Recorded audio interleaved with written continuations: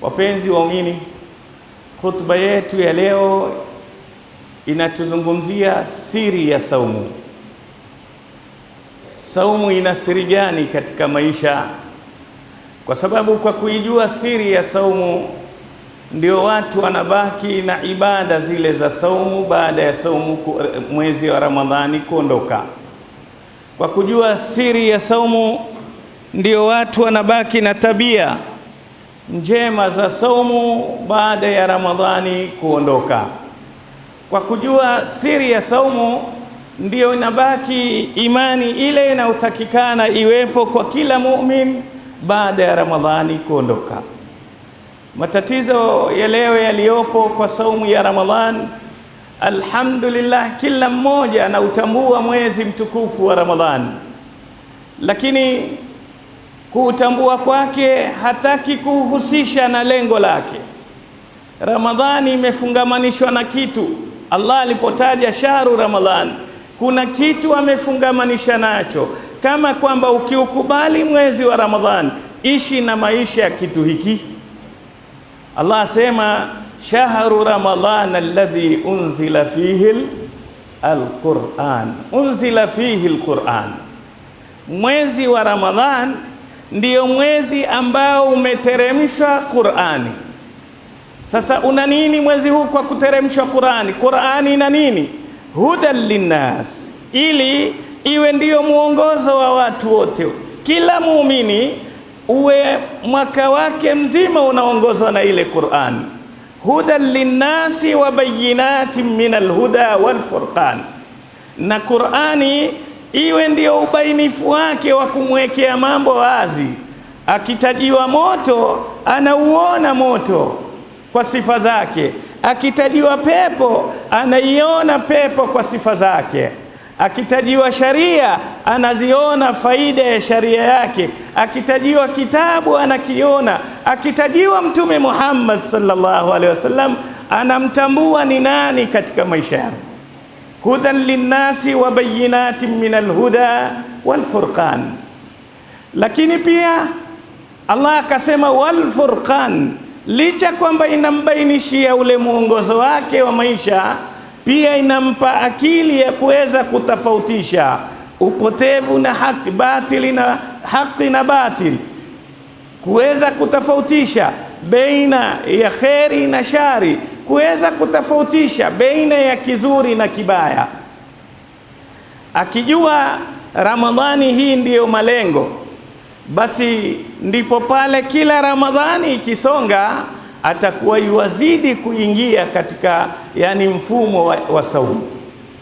Lakini siri hiyo isipojulikana, ndiyo kila Ramadhani ikiongeza siku watu wanarudi rujua alqahqara, wanarudi kinyume, kwa sababu wamekosa kuijua siri ya mwezi mtukufu ya saumu. Siri kubwa miongoni mwa siri kadhaa za saumu, asraru siyam, moja katika siri za saum ni kule kwamba Allah tabaraka wa taala ameijalia saumu akaihusisha ni ibada yangu. Ibada zote tumfanyia Allah, lakini Allah akwambia ibada hii ukiifanya hivi utalipwa hivi. Ukimsalia Mtume mara moja utalipwa 10, ukiswali una 50, ukifanya hivi ukisoma Qur'ani harufu una 10, ukileta adhkari hii utapata hiki. Illa saum fa innahu li wa ana ajzi bihi, isipokuwa saumu Allah akwambia ila saumu hakuna anaijua hasanati zake isipokuwa mimi, wa ana ajzi bihi, na mimi ndiye mwenye kuilipa kwa saumu hiyo. Hujui ni kiwango gani, hakuna mizani ya kulipa malipo ya saumu, haikuwekewa mizani, ni malipo yaliyoko kwake Allah tabarak wa taala. Sasa khutba yetu yasema limadha ikhtassa Allahu siyama linafsihi min baini sairi ibadat. Kwa nini Allah saumu pekee akasema ni yangu, mimi ndio najua nitalipa, ibada nyingine akatuelezea sisi? Katika tunayoyafahamu ni kwamba kwanza, ibada zote unaweza ukazifanya ili watu wakuone. Ibada zote zaweza kuingia ria, kwa sababu ukiswali unaonekana, unavorukuu, unavosujudu. Waweza kwenda kuswali kwa kujionyesha, waweza kutoa sadaka zaka kwa kujionyesha, unaweza kwenda haji kwa kujionyesha. Lakini saumu ni ibada ya siri kati yako wewe na Allah, wewe na Allah.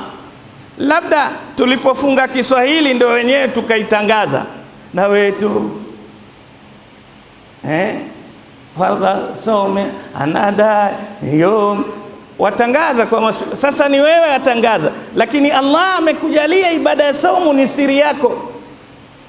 Waishi nyumbani na maji yako na chakula chako na mkeo wa halali, mwaweza kufanya yote na ukatoka shahadu la ilaha, na watu wakaona umefunga. Lakini ni wewe na Allah tu, hakuna linalokuzia. Waweza kufanya unachotaka katika uliokatazwa, lakini kwa ajili unaijua Qur'ani inakwambia alam ya'lam bi anna Allah. Sasa ni ibada ambayo Allah alivyoiweka, ameiweka ni ibada ya siri hii kwa kuwa ni yake tu, hakuna uhusiano wewe na yeye. Sala, Allah asema qad samtu salata baini wa baina abdi nisfain.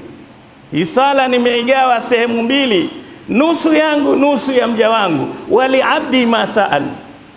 Lakini saumu asema fa innahu li wa ana azibi, kwa sababu ibadatun samit ni ibada ambayo iliyonyamaza. Hakuna mtu aza kukujua umefunga hukufunga, ni wewe, labda uitangaze. Abdullah ibn al-Mubarak katika salafu saleh alikuwa akifunga na mkewe hajui ni pani, lakini yeye utaagiza vakula vote kwa sababu umefunga watu wajue, si ndio? Alikuwa akifunga na mkewe hajui, akitoka enda zake, alikuwa akiuza duka la vitambara, akitoka atoka na mkate nyumbani, mkewe amuona enda kufanya nini? Enda kula, hajui, kwa sababu aichunguza. Mbona Allah asema illa siyamu fa innahu li wa ana. Leo sisi waza kumsikia mtu mkali kelele kueleza sawa saumu hiyo ndio imemfanya payuki. Saumu ina kazi kubwa, ni ibada ambayo Allah tabaraka wa taala kakuwekea. Wasema kwamba qad tabtasimu wa anta ja'i. Saumu ni ile ya ukweli, ni ile inamfanya mtu yatabasamu na hali ya njaa. Wewe una njaa, lakini ukionekana una furaha kubwa. Kwa ajili gani? Umemfungia Allah. Ndiyo malengo makubwa ya saumu. Allah akasema ni yangu.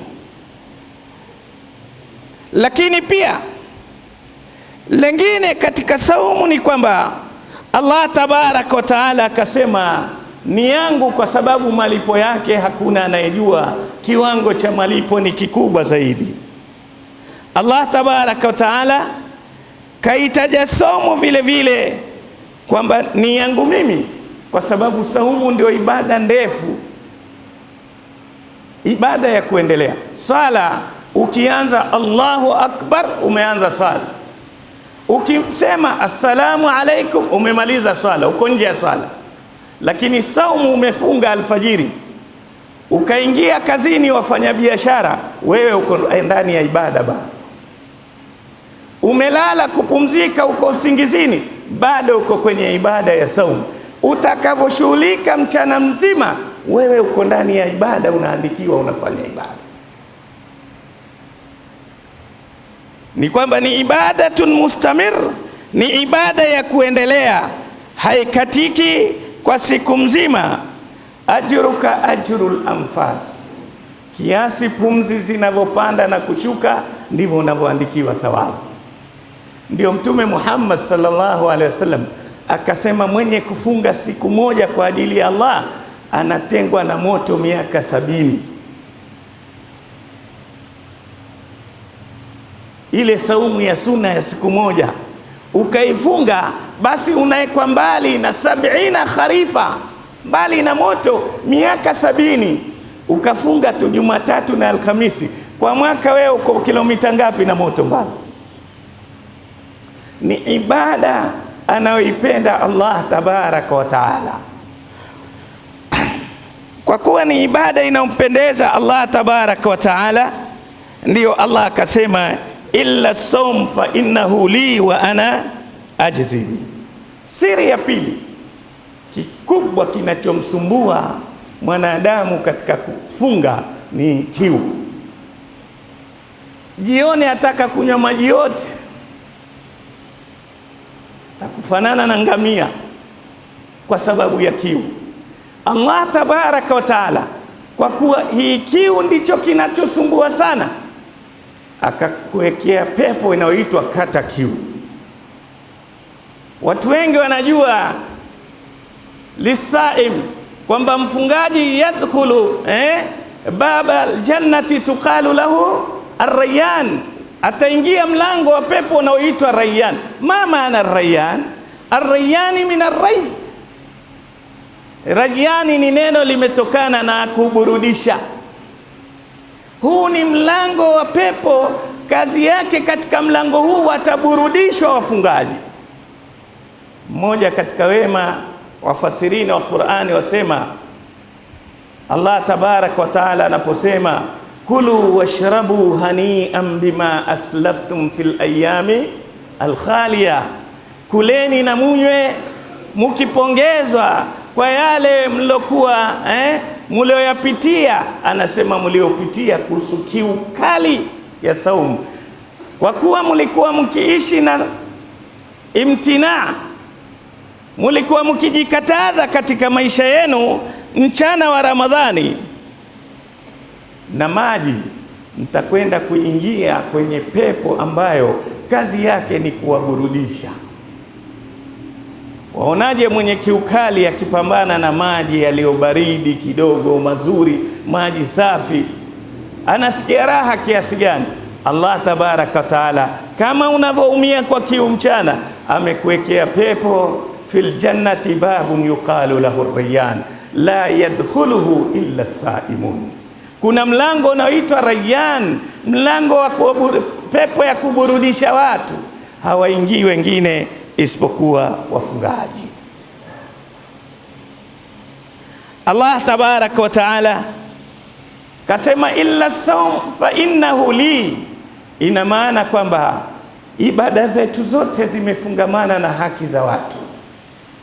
Wewe unavyoswali, utakapomsengenya mtu, siku ya Kiyama atachukua thawabu zako za swala, yule atachukua thawabu zako za sadaka, yule atachukua thawabu zile. Lakini isipokuwa saumu, thawabu zake hazijulikani, ziko kwa nani? Fa innahu li wa ana. Ndizo hasanati ambazo hazifungamani na haki za watu, ziko mkononi kwa Allah tabaraka wa taala. Kwa hivyo ni ibada ambayo Allah tabaraka wa taala akaifanya ni yake, na ndio akaufanya mwezi wenye ibada hii ukawa ni ahabu shuhur, ndio mwezi kipenzi zaidi. Kwa nini? Akaupatia kitu kitukufu, Al-Qur'an. Allah tabarak wa taala, Ibn al-Jawzi rahimahullah apiga mfano wa utukufu mapenzi ya Ramadhani kwa Allah, asema ni mfano wa mapenzi ya Yaqubu kwa Yusuf. Yaqubu alikuwa na watoto 12, lakini alimpenda sana Yusuf. Inna iddata shuhuri inda Allahi 12 shahran fi kitabillah yawma khalaqa as-samawati wal ardh. Miezi mbele ya Allah ni 12, lakini Allah kauchagua mwezi wa Ramadhani ndio kipenzi chake, ukawa ni shahrul mubarak. Ni mwezi ambao unachofanya kinabarikiwa. Utakachokifanya katika mwezi huu ndicho kitakachobarikiwa. La kusikitisha, kutozitambua siri hizi ambazo Allah tabaraka wa taala ameziweka katika mwezi wa Ramadhani.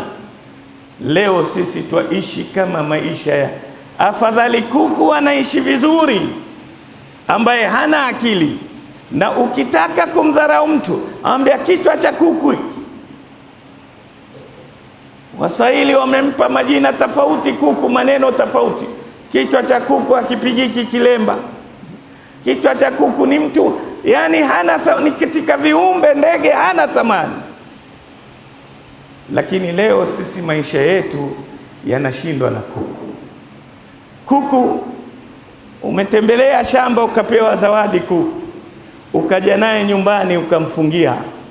Baada ya siku 3 ukimfungua hata ukitena ajua pale ndio kwao, ashazoea. Vipi tulotambua Ramadhani na kheri zake hii ya saumu? Twakaa misikitini, wengine baada ya siku 10 washaanza kuukimbia, wengine baada ya siku 20, wengine siku ya Idi ndio huyo. Kama kuku huzoea kwao kwa siku 3, mimi na wewe kwa nini tusizoee kwa mwezi mzima tuko ndani ya msikiti? Nani afae kuliwa, wewe au kuku? Nani amekuwa yuko bora baina wewe na kuku kama utaukimbia msikiti baada ya Ramadhani au katikati ya Ramadhani? Wapenzi waamini, wanavyoni wanasema yule anayejua thamani ya Ramadhani ni mwenye akili, na kila mwenye akili ajua malipo yako mwisho.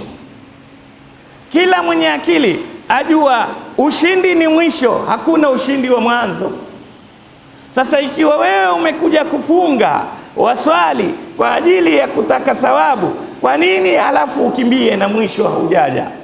Na mwisho wa mwanadamu, wa'bud rabbaka hatta ya'tiyaka al-yaqin, endelea kumwabudu Mola wako mpaka siku ya mwisho ije. Qur'ani hii ambao inapatikana kwa wingi inakaa kwenye mikono ya waumini katika mwezi wa Ramadhani, lakini baada ya Ramadhani Qur'ani inafanya vumbi, inakaa vumbi, haiulizi nyumbani, imewekwa. Subhanallah, kuna mwingine ameiweka Qur'an asema yamlinda na mashetani wasiingie nyumbani. Basi hiyo tu, lakini hana time ya kusoma Qur'an. Allah akwambia hudan linnas, huu ndio mwongozo wako. Kama huisomi Qur'ani utaupata wapi mwongozo? Na wengi wanaosoma qira'atun babgha, kisomo cha kasuku, mtu hajui Qur'ani inamwambia nini.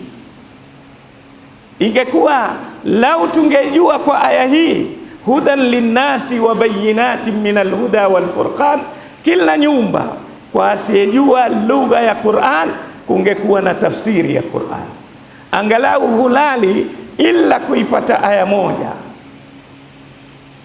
Wapenzi waamini, bila ya kujua huwezi kukithamini kitu kama hukijui. Mama mmoja ana mtoto mwema, anamwangalia vizuri. Yule mtoto akasafiri kwa biashara.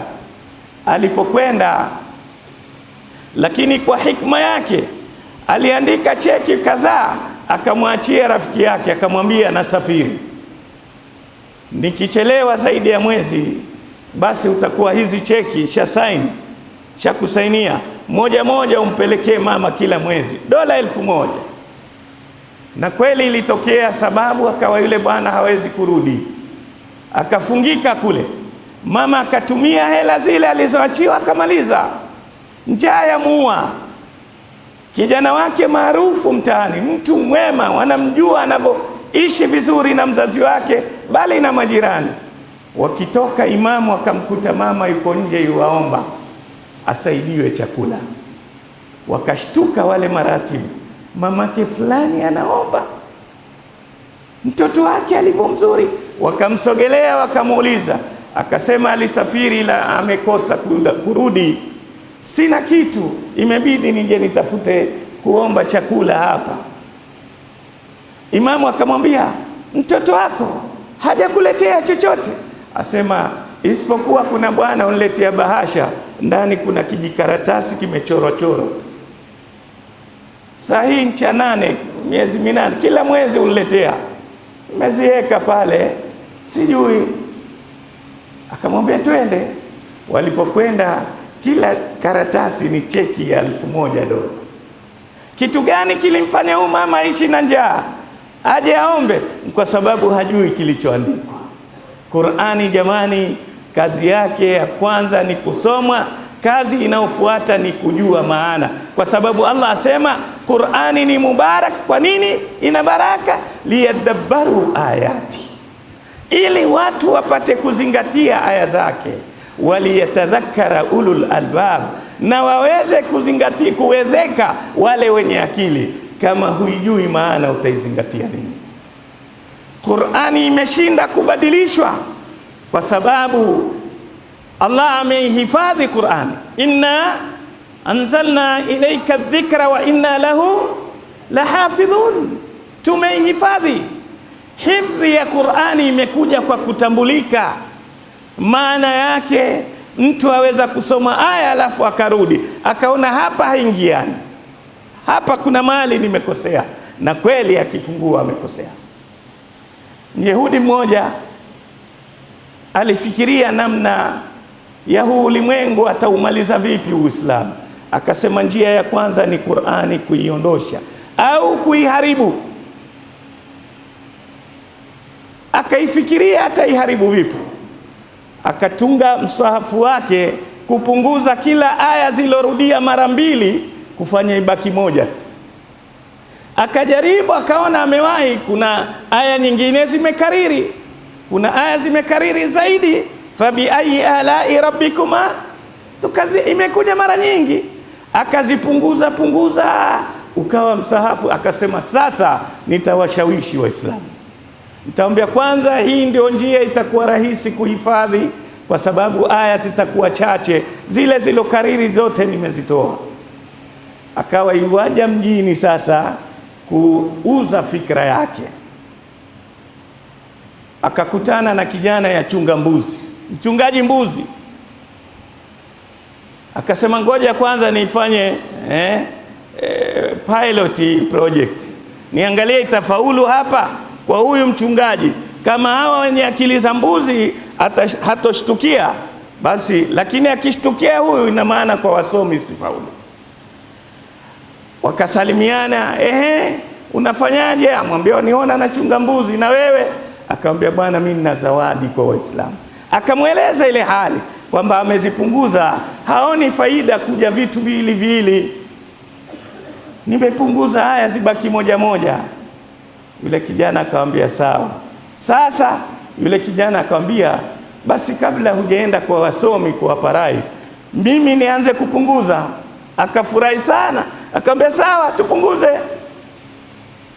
Akamwambia una masikio mawili, ni kate moja. Una macho mawili, kate moja.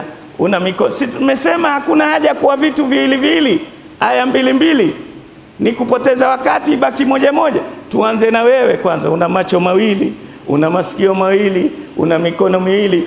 Tukisha kukuchapu ubakiwe na mkono mmoja, jicho moja. Sasa ukienda huko waweza kusikizika ukaeleweka, lakini hivi ulivyo hakuna atakayekuelewa. Huyu ni kijana mchunga mbuzi, lakini Qur'an hakuna anayeweza kumbadilishia, kwa sababu Allah tabaraka wa taala ameipa nafasi ikubalike kwenye akili Qur'an. Wala qad yassarna alqur'ana lidhikri fahal min mudakkir. Allah tabaraka wa taala tumeifanya nyepesi Qur'ani ili watu waweze kuwezeka nayo. Ni kina nani wenye kuizingatia Qur'an? Wapenzi waumini, siri ya saumu imekuja kukufundisha maisha yako kama Muislamu. Lengine linalopatikana, Mtume sallallahu alaihi wasallam asema man fattara saima falahu mithlu ajrihi, yeyote atakayemlisha mfuturisha aliyefunga atapata malipo kama yale aliyefunga. Ina maana ukifuturisha mtu mmoja kwa siku umefunga saumu mara 2. Na hujui wewe na yule nani saumu yake iliyokuwa na ikhlasi zaidi. Lau yako ina kasoro, basi ya yule iko safi, umepata malipo makubwa zaidi kwa ile saumu ya yule mwingine kuliko yako. Hiyo ni siku moja. Je, siku 30? Je, ukafuturisha watu 5 6? Ni kwamba lengo ni nini katika licha kupewa motisha huu? Lengo ni kutufundisha kwamba sisi ibada zetu ni mambo mawili, ni itqanul ibadati bil ikhlasi lillahi wa ihsanu ila makhluqillah. Ibada zetu zinakwenda hali mbili. Ya kwanza ni kule kumfanyia ibada zake Allah peke yake, ukasali kwa ikhlas, ukafunga kwa ikhlas, ukaenda haji kwa ikhlas. Lakini ibada ya pili ni kuwafanyia viumbe vya Allah mazuri. Subhanallah, katika tembea za Ramadhani nimeenda jela moja, nimekuta kuna mtu amefungwa ndani ya Ramadhani mosi ile kwa kosa dogo tu la barabarani la traffic. Amefungwa kwa 7,000, ana wiki 3 ndani jela. Jamani, hivi huyu ametanganishwa kufunga na watoto wake, aumia yeye, wanaumia familia yake kwa ajili ya shilingi 7,000. Hivyo kuna mwingine akaa na magonjwa, amekuwa mfungwa wa magonjwa yake kwa ajili hana uwezo wa kujitibu. Mwingine ameshindwa kwenda masomoni kwa ajili hana uwezo wa kulipia karo. Hivi ndivyo inavyotufundisha Qur'an. Allah ni neno linalohifadhiwa na kila mtu. Falakta hamal aqaba wama adraka mal aqaba fakku raqaba. Allah asema, kwa nini huondoshi kizuizi? Bali wale ambao ukiondoa waingia peponi. Ni kizuizi gani hiko? Ni kule kumwacha mtumwa huri. Leo hatuna watumwa walonunuliwa tukawatoa tukawanunua tukawacha huri, lakini tunao watumwa wa njaa, tunao watumwa wa magonjwa. Leo ukaenda hospitali ndani ya mwezi wa Ramadhani, ukauliza bili ya yote alioshindwa kulipa, ukamlipia, hiyo ni fakku raqaba. Leo tukatembelea kwenye magereza, kuna kesi ambazo utaziona hazina msingi wa mtu kukaa pale, anadhulumika, ukamtoa pale gerezani, fakku raqaba. Leo kuna mwingine analile. Huu ni umma ambao Allah amewawekea nafasi mbili za kusujudu sana na za kutoa mali yao sana, lakini wengi hizo mbili wameziacha, na wale walioshika moja, hii ya pili wanaona si muhimu. Wallahi, haikuja Qur'an kukuamrisha kusali, ila imekuamrisha kutoa. Allah asema, alladhina yuqimuna as-salata wa mimma razaqnahum yunfiqun. Sehemu ambao leo wameweza kuwashawishi watu, wanadamu wengi wenye dini zisizokuwa sahihi, ni upande huu wa kuwafanyia wema viumbe. Ni upande huu wa kuwafanyia wema viumbe, ni upande ambao tumeusahau kabisa, na Allah ametuwekea ni sehemu muhimu. Kila unapomuona mtu amefungika, kuna vijana wameingia kwenye madawa ya kulevya, labda wametibiwa, lakini arudi pale pale mtaani, ukamfanyia mpango, ukamuondosha, ukampa shughuli akafanya, fakku raqaba, umemwacha huru. Hii ndiyo Qur'an. Kama ingekuwa aya hii haitumiki, watumwa wameisha, Mungu angeondosha. Allah ameziondosha aya kadhaa, na hii angeitoa fakku raqaba, lakini impo, lazima itumike. Fakku raqaba lazima itumike, madamu iko yatumika kwenye maisha yetu. Lakini haihat la, kama wanavyosema, la hayata liman tunadi. Qur'ani inaambiwa hudan linnasi wa bayinati minal huda wal furqan. Nimekuwa ni kitabu kimewekwa kwa malengo fulani, Ramadhani tukisome, lakini hatutaki kukitumia. Na Allah tabarak wa taala anatuambia tuitumie Qur'an, tuifanyie kazi Qur'an, ituongoze Qur'an, itupe uwezo wa kutofautisha lipi zuri kati ya haya mawili. Leo hayapo ndani ya maisha ya Qur'an. Wapenzi waumini, ni wajibu wa kila Muislamu ajue siri za kufunga. Malengo makuu ni kumregesha awe karibu na Allah. Kufunga ya kufundisha maisha yako uwe mcha Mungu baada miezi 11. Uweze kuacha lolote linalomkasirisha Allah tabaraka wa taala. Imamu Tabari alipoeleza aya la'allakum tattaqun katika kusoma, katika kufunga, ameleta kisa akisema pale kwenye Masjidil Haram kuna bwana mmoja min Khurasan, anatoka nchi za Iran. Alikuja akaangusha mkanda wake, akaangusha akapoteza pochi lake. Kuna bwana mwingine akaokota lile pochi, na huyo aliokota watoto wake wafa njaa, siku 2 hawajakula. Mke amwambia, hata kama wewe huna nafasi ya kuhiji, mmeambiwa namba ya mjini haitoshi, nenda pale tu ukaombe Allah tutolee njia. Yule bwana kuendelea na dua zake, mara pochi hili akasema imeitikiwa, leo nimeitikiwa. Akarudi nyumbani akamwambia mke wangu, nimeokota pochi na lina dola 1000. Mke wangu akamwambia, si nilikwambia nenda ukaombe, si umeona?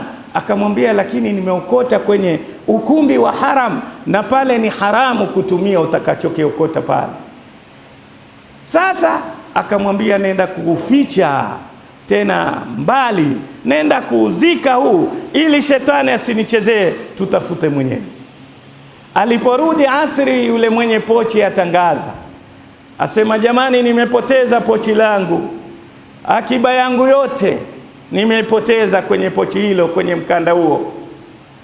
Yule bwana akainua mkono akamwambia, waonaje yule atakayepata angalau utampa 10%?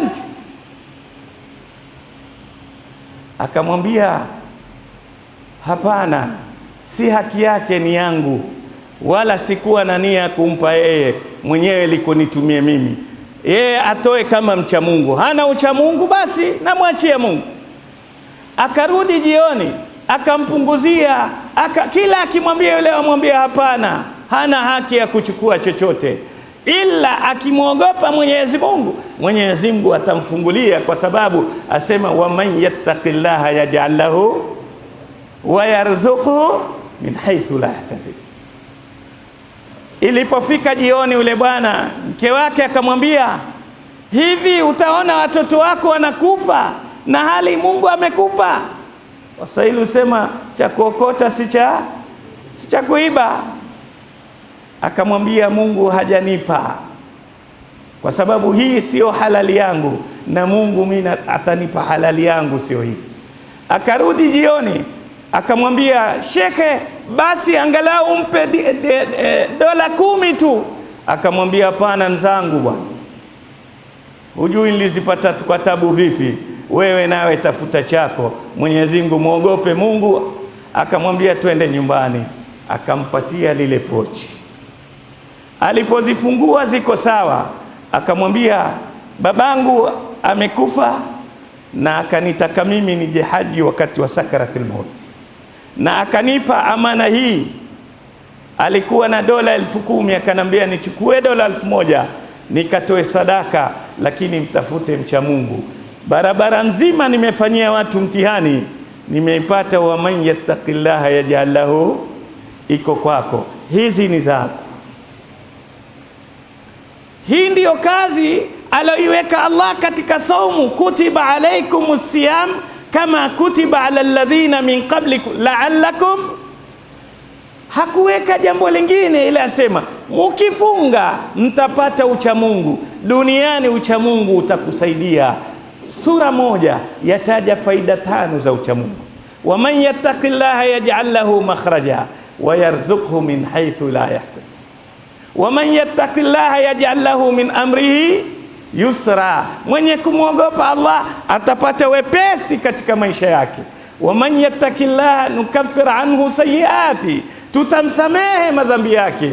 Wa nu'dhim lahu ajra wa yu'dhim lahu ajra, na Allah atamfanyia malipo makubwa hapa duniani. Taqwa haikuangushi, na ukirudi akhira Allah tabarak wa taala anaonyesha kwamba thumma nunajji alladhina taqaw wa nadharu adh-dhalimina fiha jithiya, wapekee tutakaookoa watu watapita kwenye sirat.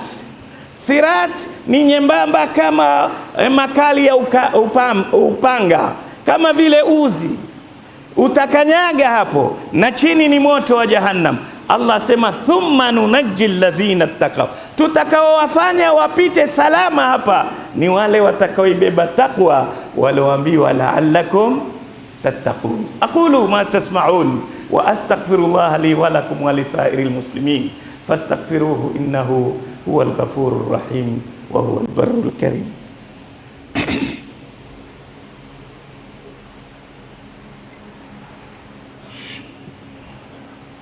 الحمد لله حمدا كثيرا كما أمر، والصلاة والسلام على سيد البشر الشفيع المشفع في المحشر، صلى الله عليه وعلى آله وأصحابه. ما اتصلت عين بنظر وسمعت أذن بخبر.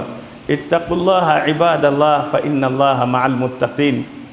يا أيها الذين آمنوا اتقوا الله وكونوا مع الصادقين. وقال تعالى ولم يزل قائلا عليما وآمرا حكيما، وتشريفا لقدر المصطفى صلى الله عليه وسلم وتعظيما. إن الله وملائكته يصلون على النبي يا أيها الذين آمنوا صلوا عليه وسلموا تسليما. اللهم صل على محمد وعلى آل محمد كما صليت على إبراهيم وعلى آل إبراهيم إنك حميد مجيد. وبارك على محمد وعلى آل محمد كما باركت على إبراهيم وعلى آل إبراهيم إنك حميد مجيد. اللهم أعز الإسلام والمسلمين واجمع كلمتهم على الحق يا رب العالمين. وانصر المجاهدين في كل مكان، واحفظ المسافرين، واشف مرضانا ومرضى المسلمين أجمعين. اللهم آمنا في أوطاننا، اللهم آمنا في أوطاننا. اللهم اجعل بلد المسلمين آمنا مطمئنين، اللهم اجعل بلد المسلمين آمنين مطمئنين يا رب العالمين. اللهم لا سهل إلا ما جعلته سهلا، وأنت تجعل الحزن إذا شئت سهلا، فاجعل أمورنا كلها سهلا. اللهم سهل لنا لما نريد، ونجنا مما نخاف بفضلك يا لطيف. يا لطيف الطف بنا فيما جرت به المقادير، وهون علينا كل عسير، إنك على كل شيء قدير. اللهم اهدنا واهد أولادنا وأولاد المسلمين، اللهم اهدنا واهد أولادنا وأولاد المسلمين. اللهم ردنا وردهم إليك ردا جميلا يا رب العالمين. يا حي يا قيوم برحمتك نستغيث. اللهم احسن عاقبتنا في الأمور كلها، وأجرنا من خزي الدنيا وعذاب الآخرة، واغفر لنا ولوالدينا ولإخواننا وأخواتنا المؤمنين الذين شهدوا لك بالوحدانية ولنبيك بالرسالة وماتوا على ذلك. اللهم اغفر لهم وارحمهم وعافهم واعف عنهم وأكرم نزلهم وأوسع مدخلهم وغسلهم بالماء والثلج والبرد، ونقهم من الذنوب والخطايا كما ينقى الثوب الأبيض من الدنس، وارحمنا إذا صرنا إلى ما صاروا إليه. اللهم إنا نسألك فعل الخيرات وترك المنكرات وحب المساكين، وإذا أردت بعبادك فتنة فاقبضنا إليك غير فاتنين. آمين. فيا نعم المولى ويا نعم النصير. غفرانك ربنا وإليك المصير. بفضل سبحان ربك رب العزة عما يصفون، وسلام على المرسلين والحمد لله رب العالمين. أقم الصلاة.